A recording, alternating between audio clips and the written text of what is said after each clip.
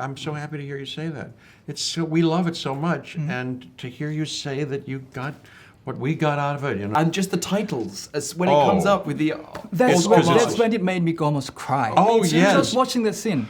It was like, and much like one of my favourite moments in the film that we probably shouldn't talk about because we can leave it for everyone else. Sure. What do you mean? There's something at the beginning of the film that kind of pays off? Well, we cannot talk about it. We cannot talk about it. He doesn't like when I whisper because He's just blowing.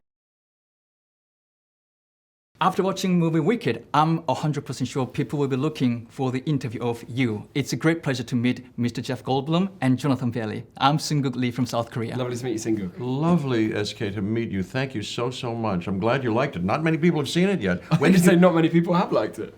No, everybody's liked it, but only a few have seen it, and you're one of the few. I have watched it, and let me just say, I almost cried from the moment it started. I watched the musical 10 years ago, and I've been wishing someone to make a movie out of it, and you're part of the great team who made a great movie. So, first of all, thank you very much for bringing such a great movie which honors the source material rather than abusing it. Totally. Thank you very much. I think what everyone set out to do. You're touching me. You're moving me, SK. I'm so happy to hear you say that. We love it so much, and to hear you say that you got what we got out of it, I was watching it last night, crying, and it's impossible to see it without crying. Also, something of this sort of level and expansive nature, cinematically, we were just small parts really in it, and so to see the work of everyone else in the design and obviously Stephen Schwartz's music sort of realised in this way, and it's so hard to direct musicals, I think. True. Well, I saw before this, I'd always liked musicals, of course, and then movie musicals. But before I did this, I went, hey, I'm going to see as many movie musicals as I can, and saw a lot. Some of them really don't work. Good musicals on stage, not good in the movies. Some work, True. John M. Chu, I saw his In the Heights, which I'd seen on stage. He knows how to do it. True. And boy, this is, I think, raised the bar for anybody ever doing that. In my humble opinion, he really, It's a very special He didn't just raise the bar. I'm pretty sure this will inspire many generations to come when it comes to make a musical movie. That's all you could probably wish for, right? Because the movie musicals to me growing up was what made me want to act, or so to be a part of a film that might do that to the next generation. I'm going to get there with my questions, but my first question should be asking to Mr. Goldblum because watching you from the other interviews, watching you getting emotional, talking about Wizard of Oz and Wicked, made me realize how influential these titles is in Western cultures. So, from your perspective of view, what is so special about Wizard of Oz, and why does Wicked, which was created after Wizard of Oz, make you emotional every time you talk about it? That's a very beautiful question. Well, in a nutshell, let me see if I can put my finger on it. That first movie, The Wizard of Oz, Judy Garland and something. It's hard to make a good movie, even not if it's not a musical. To any good movie, it came together, as we know, that magically for a lot of people, certainly for me, I saw it a lot. It just rings the bell. I don't know. There's no place like home.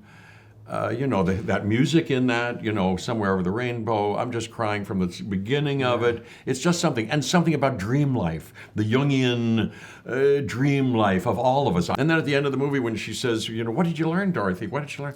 Well, I don't know.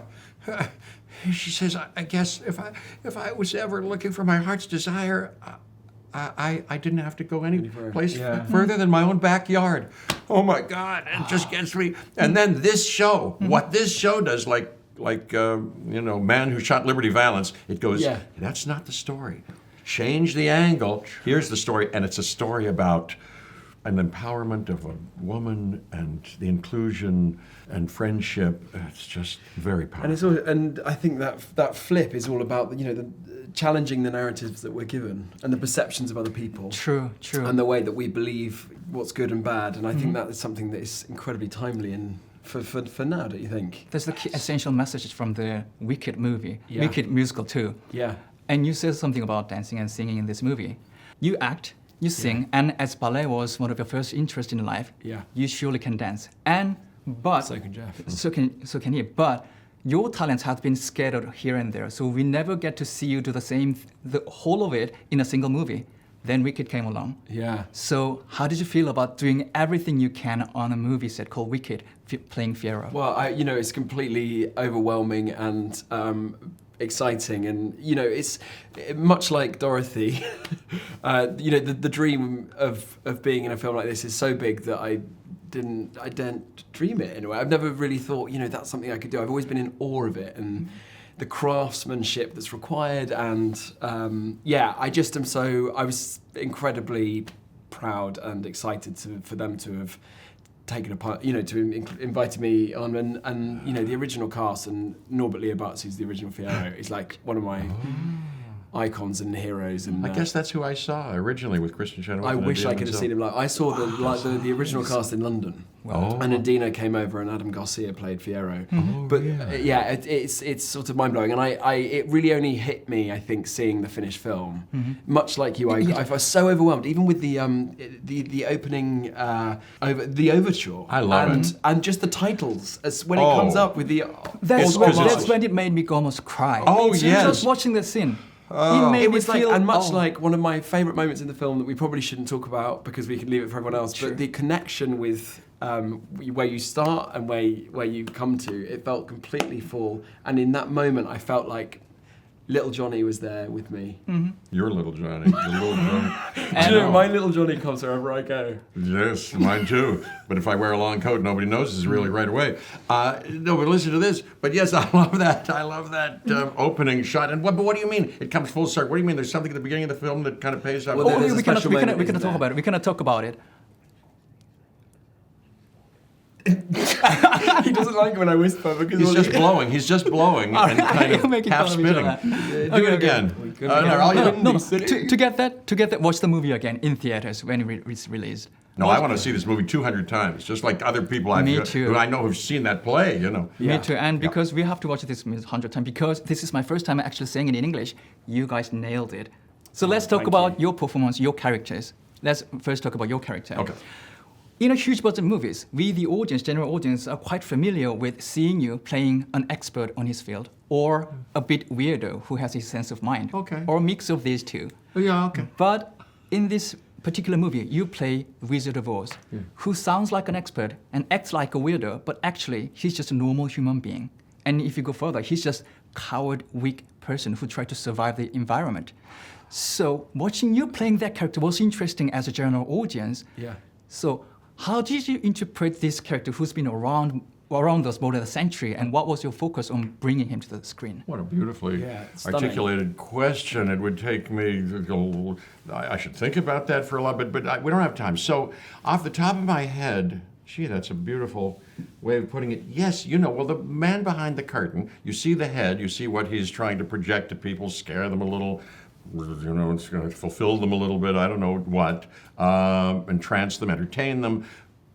But the man behind the curtain has always been from the start, in different variations, a humbug, a person who's kind of, you know, pretending, a kind of con artist and a kind of snake oil salesman in the line of many of those types in the American continuum and history, and just a kind of a regular guy, and flawed too, like you say. Well, and in the hands of Jeff Goldblum, like in the masterful performance that is, there's a real sense of isolation and loneliness, which I think is really tender and beautiful. True. And we'll witness that great performance in the theaters. You should go watch it. I loved it. And talking about your character, Glinda and Alphaba is the key leads of the movie, the character story. But emotional journey and growth of Fiyero is also the essential story of Wicked. Yes, it is. And at the same time, the moment he appears on the screen, he has to be an absolute charmer. And you did it. You achieved everything that character required of an actor. So bringing that character to the screen, what was your focus and what did you try to do with him?